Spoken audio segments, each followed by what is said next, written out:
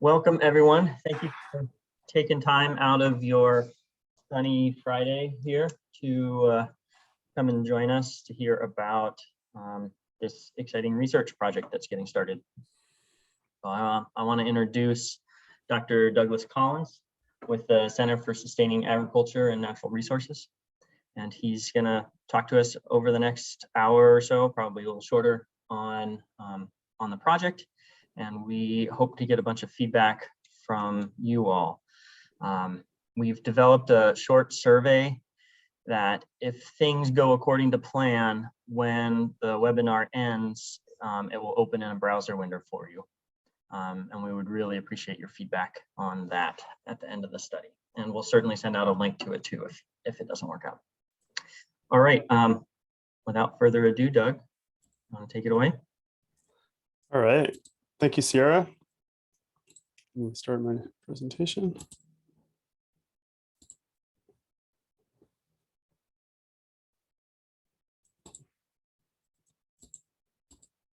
Okay.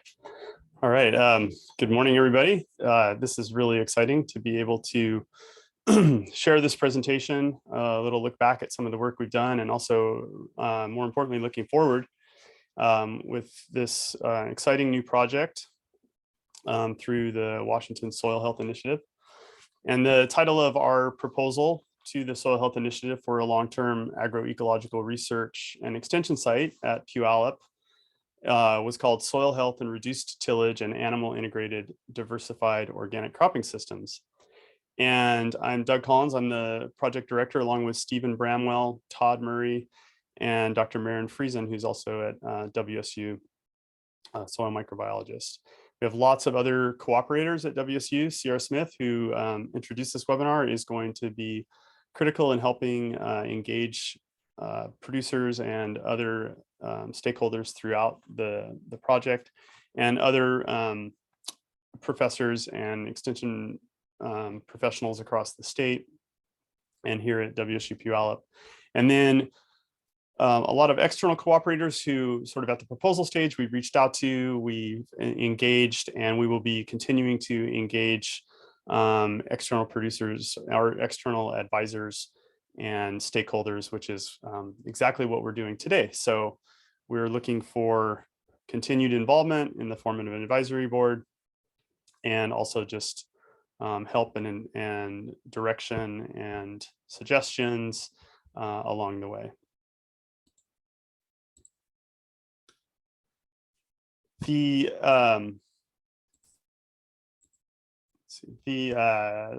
Sorry, this is an outline of what I'm going to talk about today.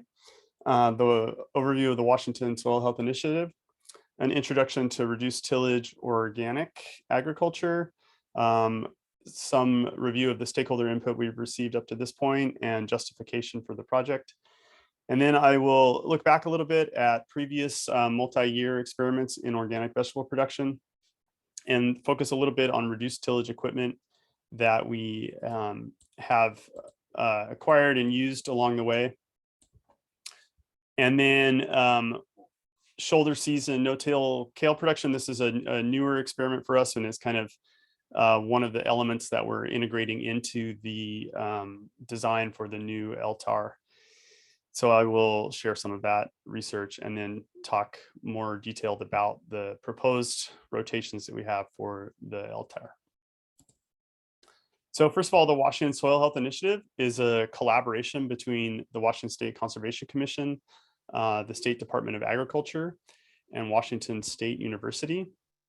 The initiative began in 2019 and with sort of partial funding, and then was recently fully funded, allowing us to kick things off in a bigger and more meaningful way. So each of the three entities involved have slightly different and sometimes overlapping roles. The Conservation Commission is focused on technical support and outreach. The Department of Agriculture is involved in some of the research in terms of sort of a statewide soil assessment, which WSU is also involved in. And then WSU is involved, a big thing that WSU did is a soil health roadmap. So sort of dividing the state up into different production and ecoregions and diving deeply into each of those regions, looking at what are the needs around soil health. And then also the LTARs that we'll talk about today is a big part of that, and also statewide soil health assessment.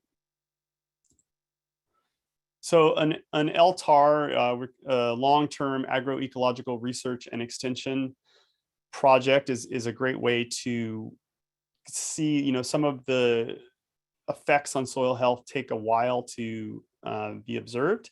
And it's difficult in our world of sort of doing research to often get funding for something that goes more than 2 or 3 years.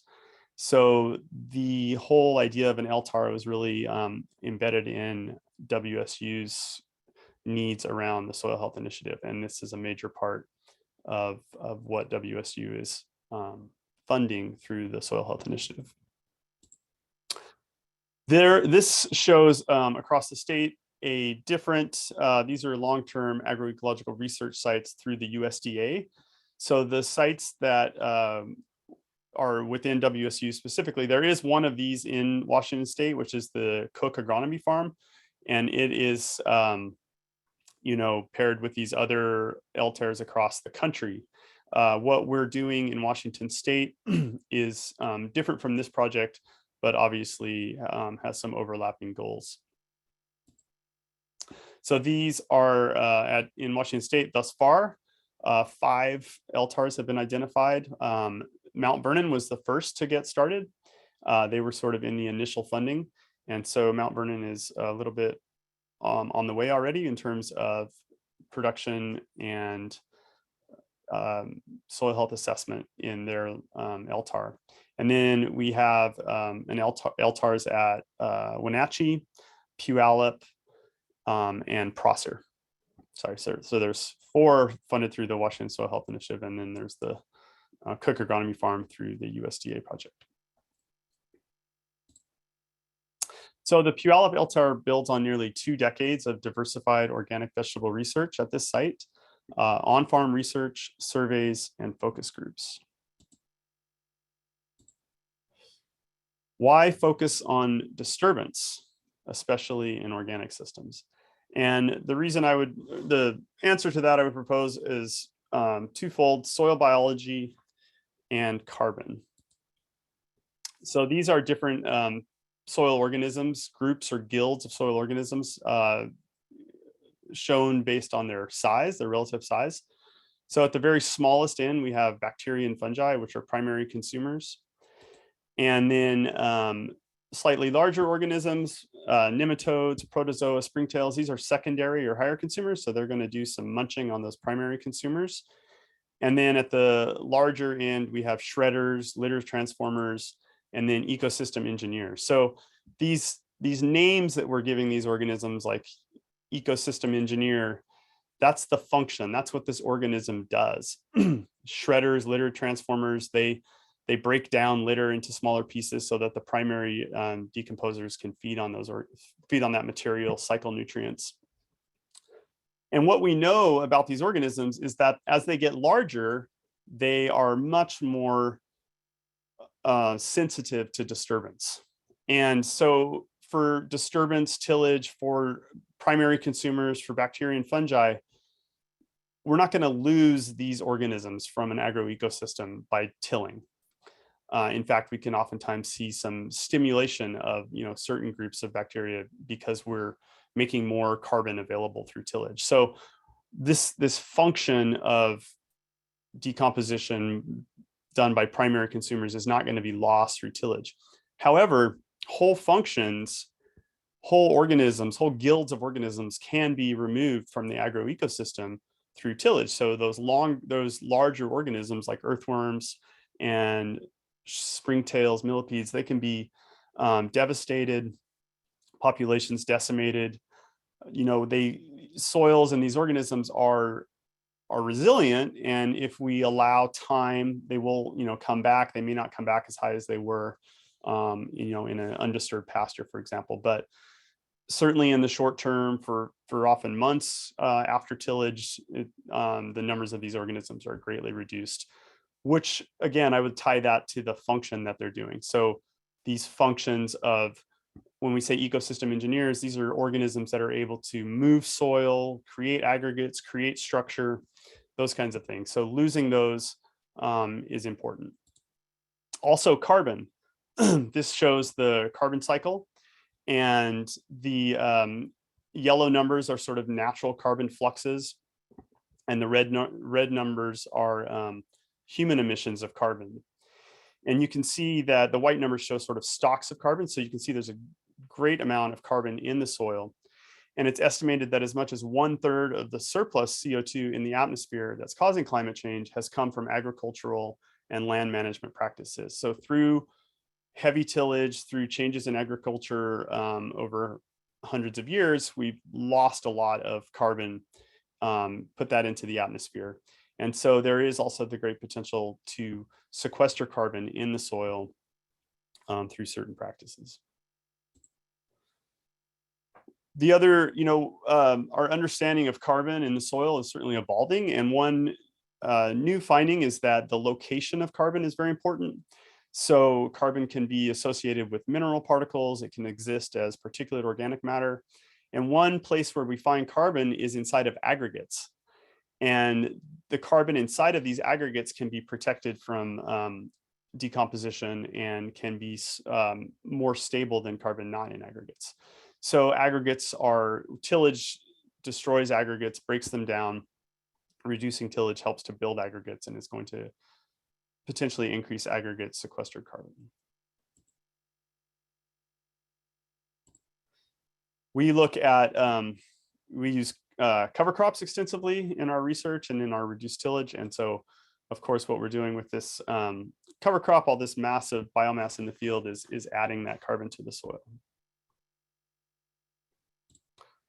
But on the other hand, tillage is, it's integral to what a lot of farmers do, organic and conventional farmers. It's used to manage weeds, manage residue, bury that residue. This can be kind of scary to see this kind of residue. So tillage is an important tool to get that residue buried into the ground, break it down. Some pests do better in reduced tillage systems. So tillage helps control those pests. Soil to seed contact, aerating the soil, kind of loosening it up, even if that's a short-term effect of tillage, modifying moisture. If you can sort of turn that soil over, it's going to dry out a little bit quicker, and then certainly temperature. So there's these good parts to it. And then there's this tension about trying to improve the soil. So especially in organic, it's like soil is so integral to the organic philosophy. And it's even right there in the National Organic Program rule: organic producers must implement tillage and cultivation practices that maintain or improve the physical and biological condition of soil. So how do we do that? How do we balance these two, this need to improve soil with also the fact that tillage can degrade soil quality? I'm going to interrupt for a second, Doug. Sure. Mark had a question in the chat. Okay, sorry, okay, let me pull that up. Doesn't tillage also disrupt fungal networks to a significant degree more than its impact on nematodes and protozoa? Absolutely, yes. So, in terms of that size diagram I showed, bacteria, definitely the smaller organisms. Fungi are slightly bigger, and fungi are definitely more susceptible to tillage than bacteria. But even within those groups of bacteria or within those groups of fungi, you're going to have some groups that are more resilient in the face of tillage and some that are not at all. So even within these larger groups, there's going to be different groups that are more or less susceptible to tillage. But in general, fungi will be more, you'll see a reduction in fungal biomass as tillage is increased. Another question, can you talk more about what pests might thrive in a no-till system here in Western Washington? Slugs come up a bit in terms of the residue that we leave on the surface. That's not been something that we've had trouble with here at Puyallup, but I've in some of our on-farm studies, I've certainly seen some slug damage.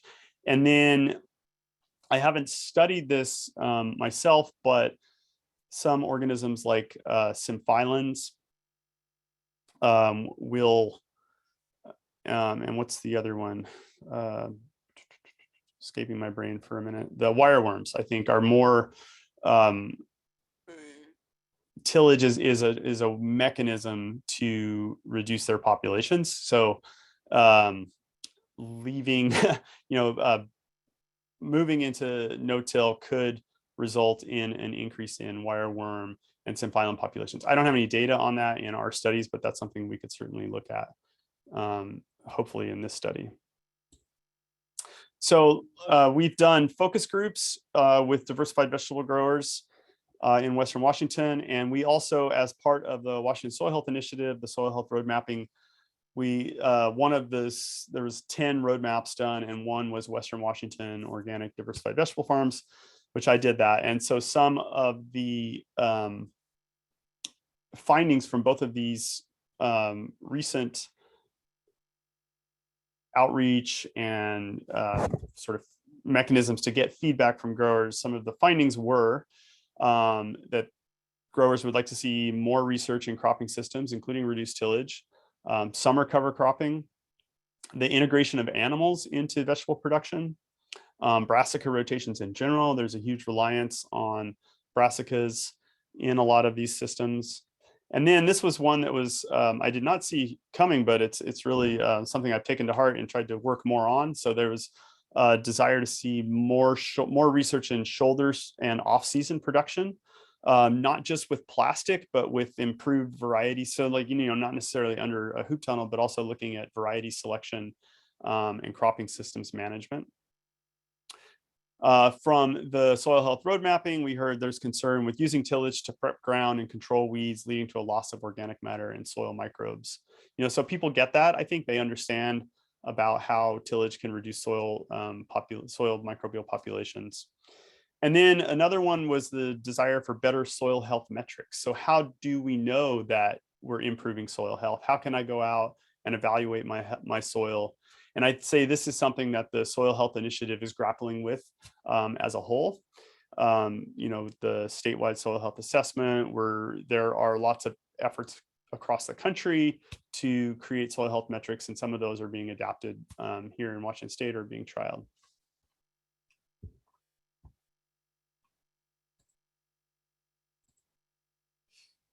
This, I'm going to talk about some of the research that has been done here at Puyallup. So this experiment, the long-term organic farming systems experiment, and this is our plot. Here we have about 12 acres of certified organic land.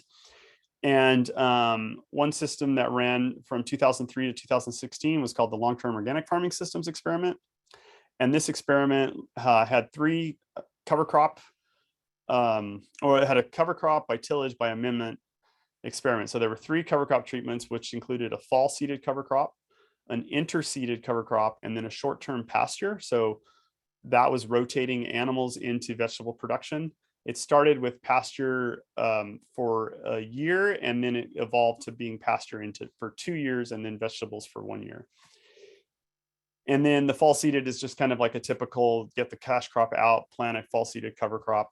And then interseeding is when we plant a cover crop in amongst a cash crop. And then in addition to that, there were 2 amendment treatments, a mixed compost. So that was made from fair waste. So it had some manure. It was a bit more heavy on the carbon versus a poultry litter compost, which was the primary ingredient, of course, was poultry litter. And it was a little more nitrogen rich C to N of about 11 to 1 for the poultry litter and more like 15 to 1 for the mixed compost. So the mixed compost was applied at a higher rate to try to get the same amount of nitrogen in there. And then tillage was something that we looked at in that experiment, and we used a spader versus a rototiller, and also did some plowing with the rototiller experiment. And I think at the time it was thought that the spader it certainly moves slower. Anybody that used a spader, you know that it moves much slower through the soil, but there's 2 kinds of spaders. There's a rotary spader, which inverts the soil. And then there's an articulating spader that more like just kind of stabs the soil and doesn't turn it over as much. So in our experiment we used a rotary spader. And then kind of building on that experiment from 2012 to 2017, we had a reduced tillage experiment with 6 organic systems, looking at full tillage, strip tillage, no-till, and then a roller crimper versus a flail mower. And we had many other associated, mainly cover crop trials, looking at cover crop selection and termination methods. And then one thing we did was focusing on strip till, and I'll show some video clips actually from this trial, because it's a nice way to see some of the equipment that we're currently using. And so there we did strip tillage of sweet corn, and also looking at high residue cultivation, the ability to come in and control weeds if we were in a no-till or reduced till system. So the significant findings from that long-term organic systems trial, it turned out that the rotary spader was in some ways even more intensive tillage than the rototill. It tilled a little bit deeper, so it was actually better at incorporating cover crop biomass, and it resulted in reduced compaction measured by bulk density and penetrometer. And there was no significant positive effect on soil biology from using a spader, this thing that kind of moves slower through the soil, versus a rototiller that moves much faster. And I think that's just the fact that you're inverting the soil deeper. Tillage turned out to be tillage, at least with the implements we looked at in that study. However, this concept of a short-term pasture really did show up as a very significant difference, especially from a soil biological perspective. So completely different soil food webs observed by going into short-term pasture. Much more structure to the soil food web, which we can see through things like the nematode community, the rebounding populations of collembola, and other macroinvertebrates. And then in terms of the compost, there was a big difference there. So using this more carbon-rich compost did result in higher soil carbon. From our reduced tillage vegetable trial, this was a steep learning curve. So, we started this looking at some projects from around the country, mainly organic no-till soybeans, trying some of those mechanisms here. So definitely a steep learning curve. A lot of, I don't know how to put it exactly, equipment envy maybe, or equipment like, boy, if I only had this, I could do that. So over time, slowly, we upgraded our equipment. We got some more specialized equipment. We built some specialized equipment. But we spent a lot of time, a lot of the equipment that's out there, maybe for a conventional strip tillage operation or a conventional no-till operation, they don't deal with the same kind of residue that we were sort of throwing at this equipment. When we grow cover crops, really, really tall cover crops, we're getting a lot more residue than a conventional system, which may or may not even use cover crops. So a lot of the equipment wasn't really designed to deal with that kind of residue. Over time, we got some better equipment, so we could do things like drill our cover crops without tillage. We got a no-till transplanter, which is shown here, strip tiller, and high residue cultivator, which again, I'll show those in action. We found perennial weeds were really difficult, weeds in general, but if we got a good cover crop and terminated, we had some good success in suppressing annual weeds, but perennial weeds were definitely a different story. In terms of crop yields, reduced tillage, especially in Western Washington, I think this is kind of universal for northern climates, it reduces soil temperature. And when you reduce the soil temperature with a warm season crop like squash, we saw a general reduction in yield of those crops. On the other hand, cool season crops like broccoli and kale, which we experimented with, we tend to see equal yields of those crops. We saw differences in earthworm biomass. So when we reduced tillage, we saw much more earthworm biomass. We looked at CO2 emissions. Those were lower with reduced tillage, but soil bulk density was greater with reduced tillage. So when you till soils, you see definitely a short-term reduction in bulk density. And we would, when we're looking at soil health metrics, we would think of that as a better soil health metric. So, that's another thing to keep in mind, and maybe where a longer term study might see how that could change through time. In terms of cover crop termination, this was a big focus of our work over the years. We looked at the flail mower and roller crimper in terms of terminating. some of the lessons learned from that. We had a lot of challenges with roller crimper. Terminating the cover crop is less effective than mowing, especially with vetch. Rolled mulch was difficult to transplant into or strip till. It's better suited probably for a no-till planter that has like big cutting coulters on the front and can get into that. We had good success with the flail mower and continue to utilize this. Good termination if we wait till flowering. We can strip till into flail mode really easily. We can no-till transplant into it without too much trouble. However, rolling over some of that big biomass with tires, if you've got a rear mounted flail mower, that still presents a problem in some of our research. So we'll roll over the cover crop and then the mower doesn't pick it up and we end up with long strands of cover crop still throughout the growing season. Cash crop yields were higher with flail mowing compared to roller crimper.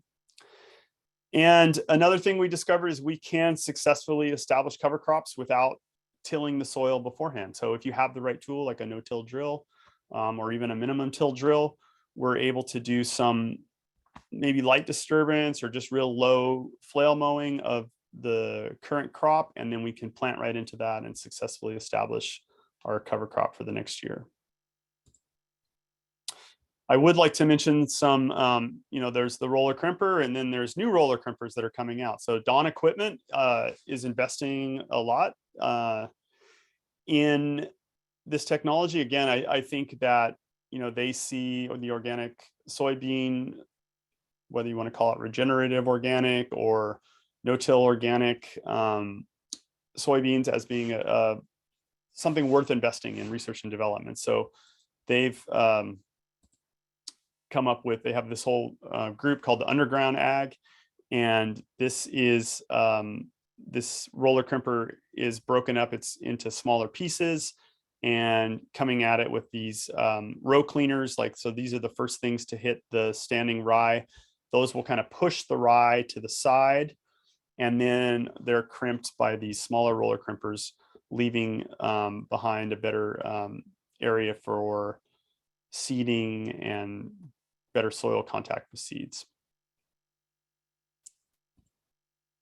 This is the mechanical transplanter that we picked up over time. And this is showing an example of transplanting into what was a vetch crop, not a very good vetch stand. So there's really no residue left here. And if there's not a lot of residue, it just works amazingly well. I will show a little bit of us transplanting into, this is rolled, oops, sorry.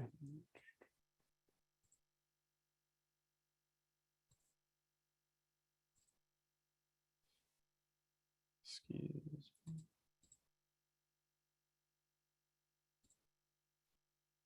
Try that again. Okay, there we go. So this is rolled rye trying to use the transplanter into it. And this is actually sort of successful, but definitely was not always the case. So you can see we're transplanting squash here. Just to give you a feel for what the residue situation can look like. And again, this was actually pretty successful, but these are shorter plots, and you can see even at 50 feet, we're already getting kind of an unacceptable amount of residue building up in there. So we're generally more happy with flail mowing. I'm going to switch now to a video. And this video is online on YouTube, the CSA on our YouTube channel. It's called High Residue Cultivation in Organic Strip Till Sweet Corn. And the focus here was really to look at the idea of high residue cultivation. So I'll show you the high residue cultivator in action. But this video also is a good place to see our strip tiller in action and also flail mowing some heavy residue. So I'll just kind of jump around to some of those clips. The first one is strip tilling.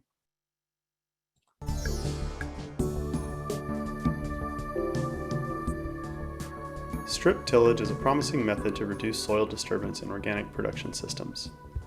Strip tillage provides some of the benefits of full tillage without disrupting the entire field. For example, tillage can increase soil temperature and make future cultivation operations more effective. At the Washington State University Puyallup Research and Extension Center. Okay, the next one is going to be doing some pretty crazy mowing here in a For strip rye. till treatments, cover crops were crop. terminated with a flail mower in mid-May, which corresponded to late flower or early pod for the vetch and pollination stage or anthesis for the rye. For the full till treatment, cover crops were mowed at the end of April. And then finally, this tool called a high residue cultivator, which is really what this video is mostly about. And I'll just show some of the high residue cultivator in action.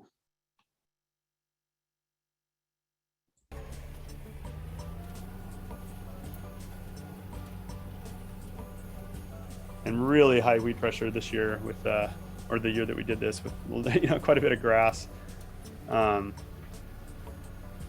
Some people, I've heard this called a fair weather weeding tool, because really what it's supposed to do is undercut, kind of separate the weed from the roots. And then in theory, if you got a really hot day, you might be able to cook that weed and it would die effectively. And it was moderately successful. We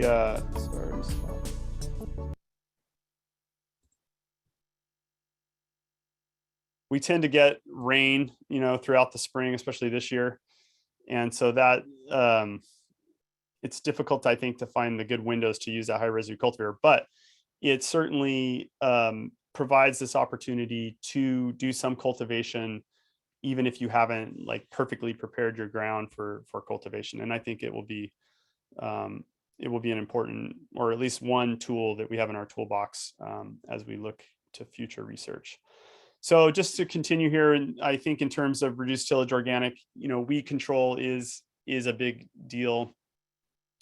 One thing that we've found or that we've tried and thought about a lot is, well, if we could just kind of reduce the weed pressure a bit before we rotate it into reduced tillage. So I would certainly recommend that. We'll be doing that in this study through some summer cultivation and summer cover cropping both. So this is an example of just summer cultivating, trying to clean out a field before you rotate into something.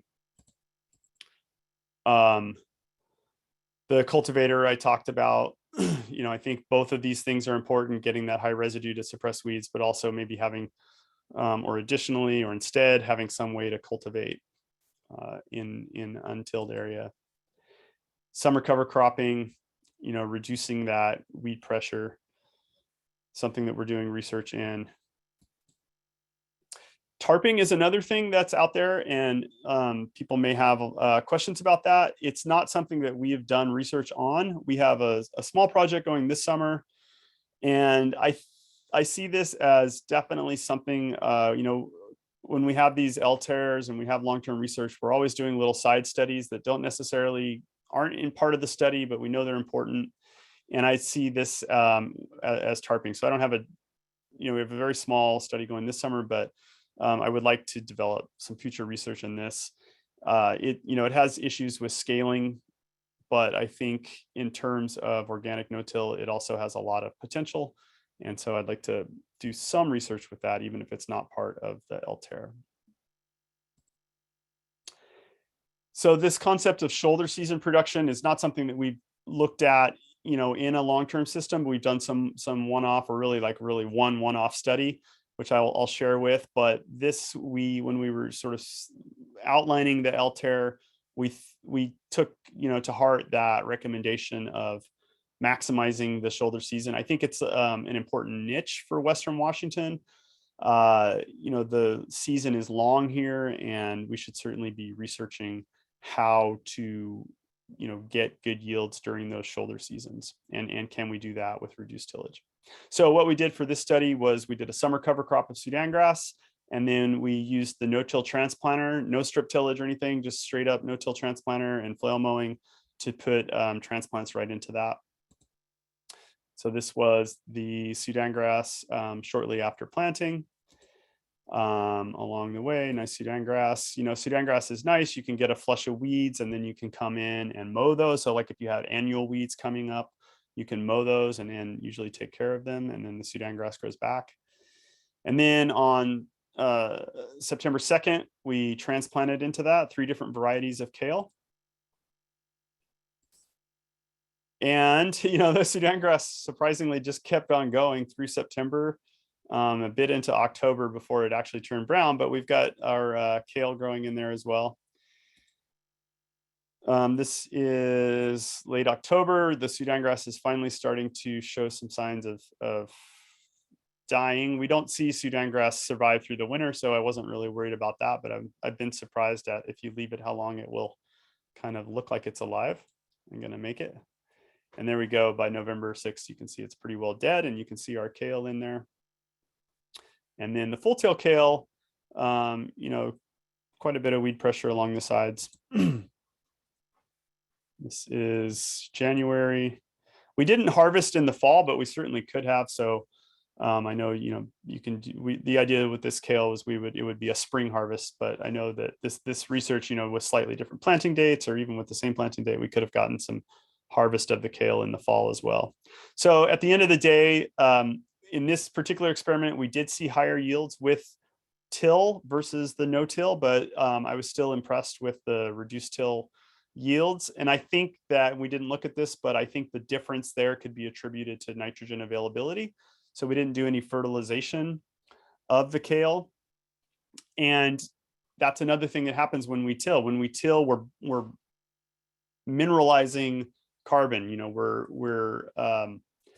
mineralizing nitrogen from organic nitrogen. So nitrogen that's bound up in the organic matter is being made available through tillage. So that means organic matter is being lost through decomposition to the atmosphere, and nitrogen is being made available. So again, that's another benefit of tillage, is kind of speeding up that mineralization process, making nitrogen available. So it would be interesting to look at this again with nitrogen fertility and see if that was sort of the reason that we saw the reduction in yield. Maynard had a question for you about seeding rates, I believe probably on the cover. Sudan grass.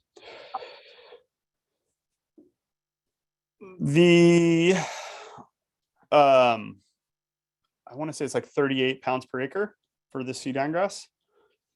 And I would expect the Sudan grass to tie up a lot of nitrogen, both while growing and while breaking down.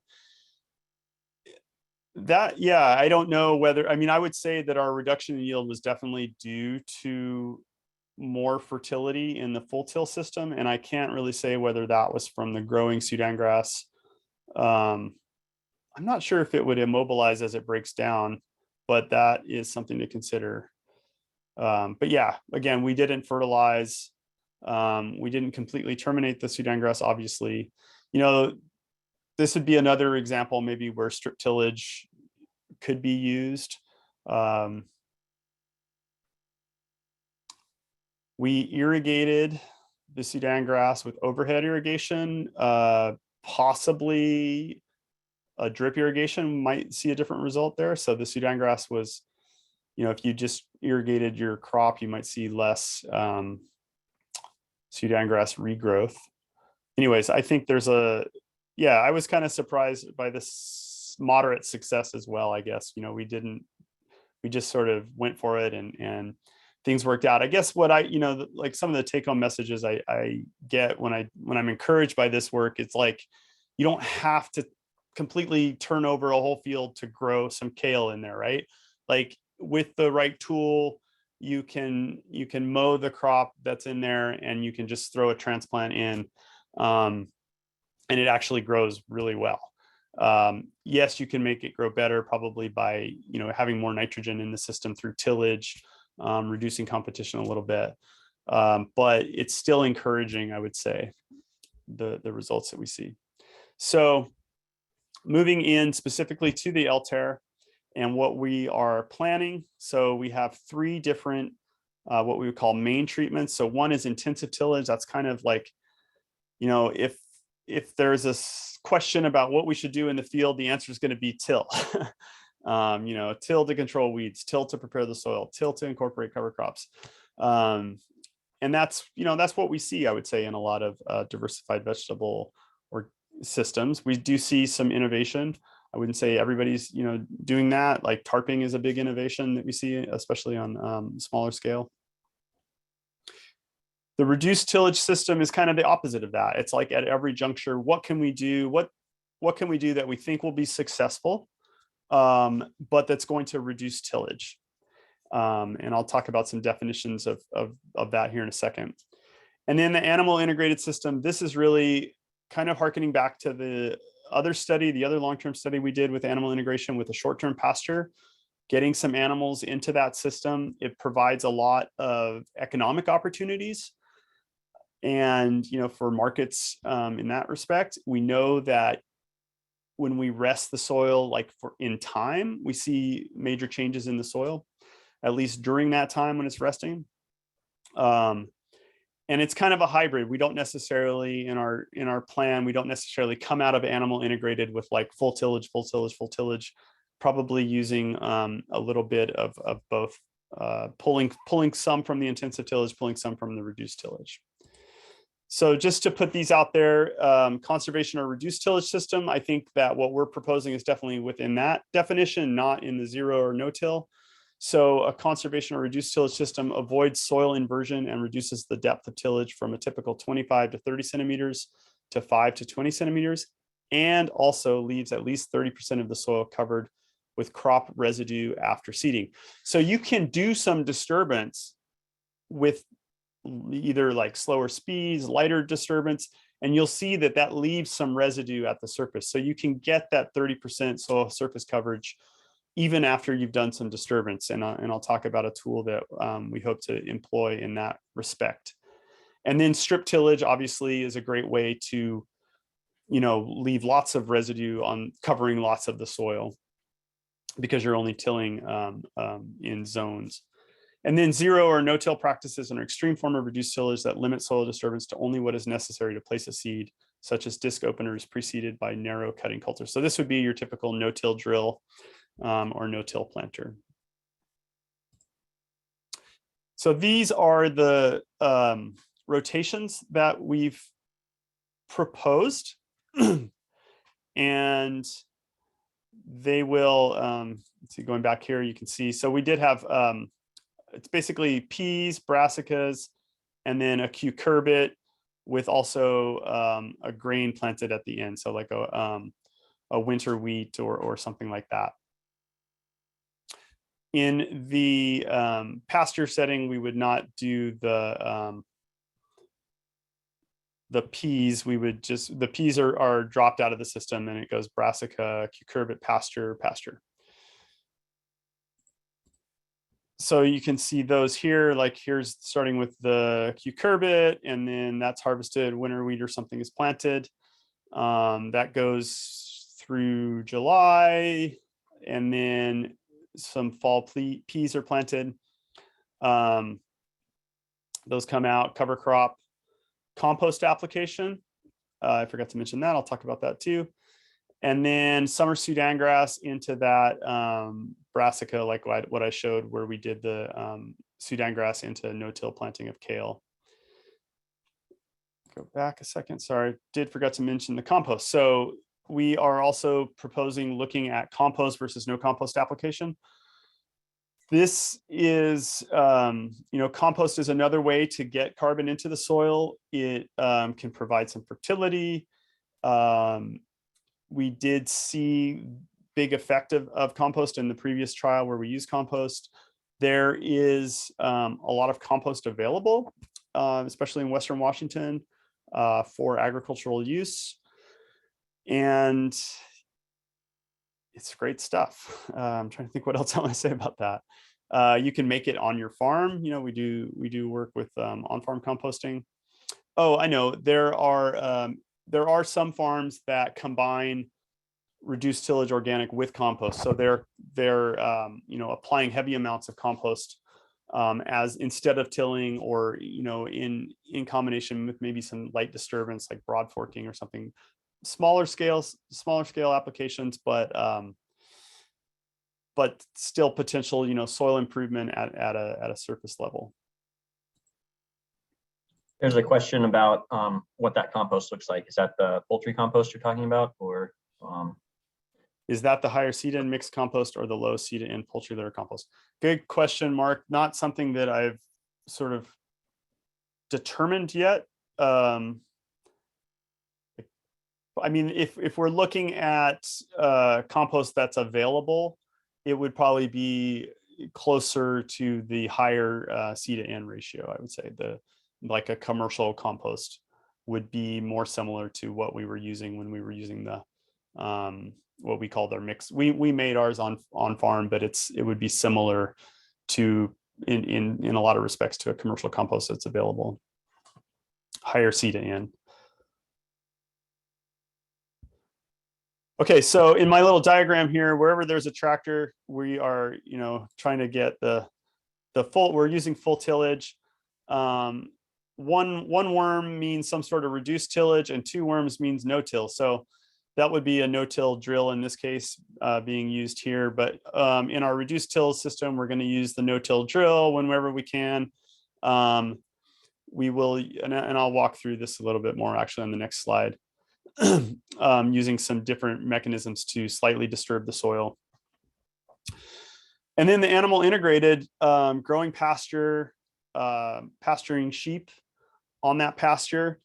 If sheep are there, it may also be cool to utilize sheep to go after some of the cover crop.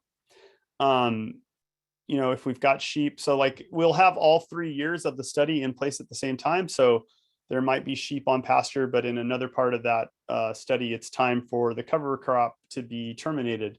And, let's put sheep on there and let them help with that. So I'm going to go through real quick the reduced tillage rotation and some of the equipment that we would expect to use there. So this is the no-till drill. We don't own this, but our lovely partners at the Pierce Conservation District have a no-till drill, and they rent this out to farmers in the county, and they let us use it for our research. And so we've done some exciting things with that we simply wouldn't be able to do if we didn't have access to that tool. So for example, planting fall peas, and then coming right back into that and planting a cover crop. So we've done some studies where we've used this to plant cover crops without tilling, and it's been successful. Very happy with that so far. Okay, this is another tool that we recently got, actually not even a year ago, so last fall. This is a rotary harrow or a powered harrow, and it stirs the soil. It's great because it can be set to much more shallow disturbance than, for example, our tiller, and it's very effective working at that depth. So this was a very weedy field. We came through it, worked it at about 3 inches depth, and then planted cover crops into that, and it was all in all very successful. So you can even use it at 1 inch, and it's pretty successful. I think it's just going to depend on what it is you're trying to incorporate or disturb. So again, this is a tool that I've been like thinking, wow, if we just had this, it would allow us to do all these things. So now we have it, and we're quite excited to try it out. Basically, it's this problem of like in conventional systems where reduced tillage is used a lot, they can go from one crop to another without tillage by the use of herbicides. In organic, that's just really hard. You're going to have some weeds there. You might have some of your cash crop volunteers. You have to do some disturbance, I feel, to go from one crop to another, especially, for example, to try to get those cover crops established, which are so important. There's our no-till transplanter. So I showed how we used that to transplant the kale into the Sudan grass. This tool I don't have. My colleague in Oregon State, Nick Andrews, has just put together one of these. We did some research in this area using a push seeder. I just harvested that cover crop trial yesterday at a local cooperating farm.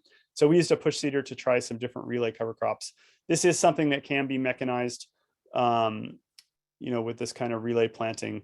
So that's still kind of working out in the brain how we would do relay cropping in a no-till system, but there are ways. And then growing again, so we're going to have this cucurbit, which is a warm season crop. And we know that we get better yields with the warm season crop if we can do strip tillage as opposed to no-till. So we would do strip tillage in that case to try to increase our chance for success. Maybe some high residue cultivation along the way. And then planting, into that with minor disturbance, planting our winter cover or our winter wheat, for example. A lot of soil sampling will happen along the way. So there's a whole suite of baseline soil samples that will happen in the fall. Total carbon and nitrogen at 4 different depths. Mineralizable carbon and permanganate oxidizable carbon, autoclave extractable protein, soil fertility and pH at 2 depths, texture and bulk density at 4 depths, aggregate stability, phospholipid fatty acid, which is a microbe diversity mechanism. And these are all actually outlined by the Soil Health Initiative for all LTARs. And then we're hoping to add on to that. And we proposed and we're funded to add on to that to look at the soil microbiome at the baseline, and then also looking at the weed seed bank. And then in our proposal, so some ongoing things that we would like to look at, and then we'll do these every year in the cucurbits and in the brassicas, would be mineralizable carbon, aggregate stability, soil fertility, bulk density, and yeah, those again in the brassicas. Another, through this funding, we have been able to invest in a front-mounted flail mower for managing heavy cover crop biomass. So this is not mine, it's ours is on the way, but pretty excited about that tool. You saw sort of the large biomass that we deal with. And if we can get good mowing of a cover crop, we find that, a lot of the problems that we've had with like long stringy things, they tend to go away. So getting that cover crop chopped up both terminates the cover crop and then leaves a nice residue layer that we find is much easier to work with.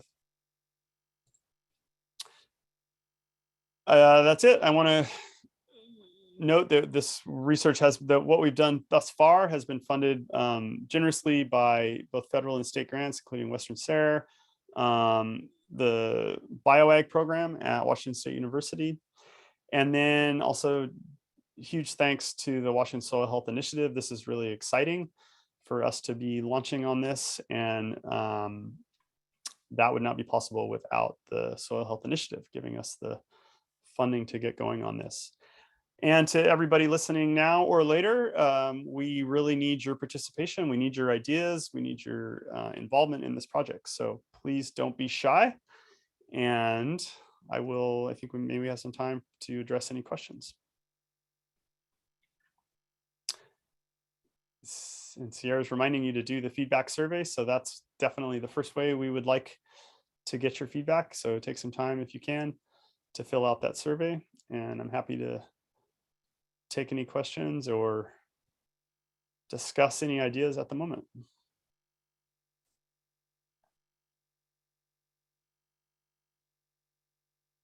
Go ahead and put the questions in the chat. I think that's the only way to communicate right now.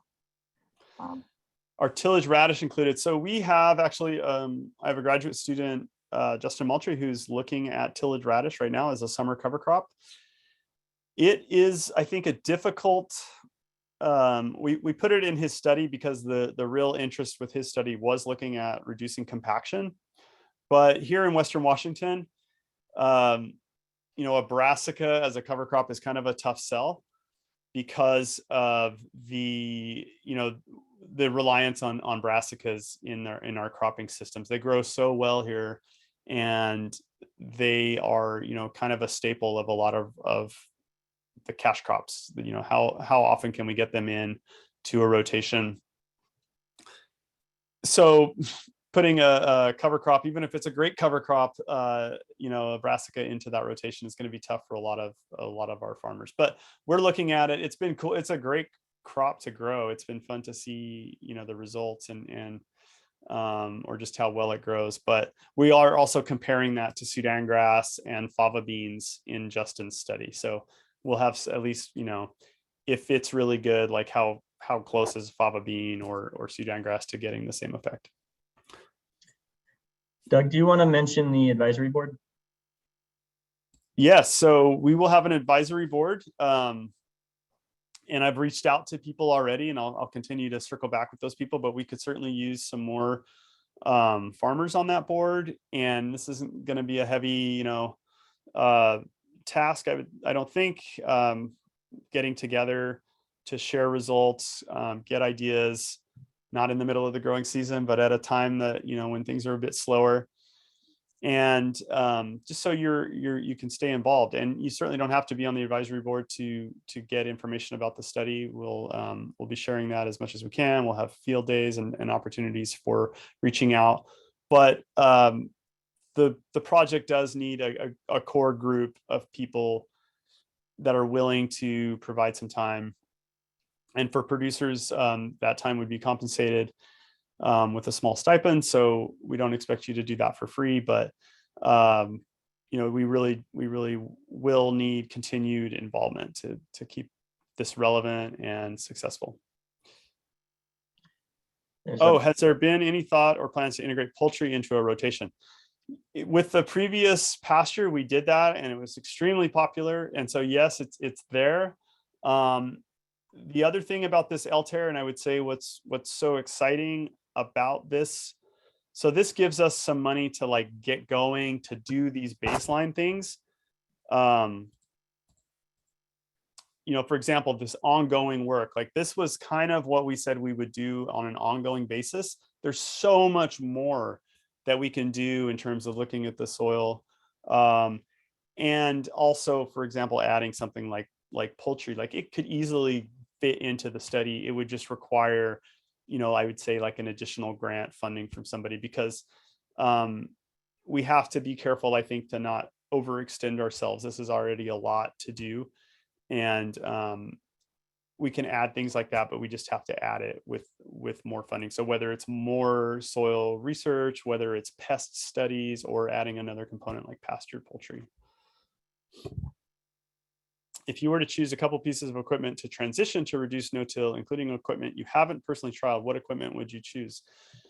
For me, the flail mower, I haven't trialed the front mounted flail mower, but even a rear mounted flail mower, it just really opens up, I think it's essential really for being able to utilize cover crops and then terminate those cover crops without tilling. So, we did all these studies looking at the timing of cover crop termination, and we really kind of tried to push that.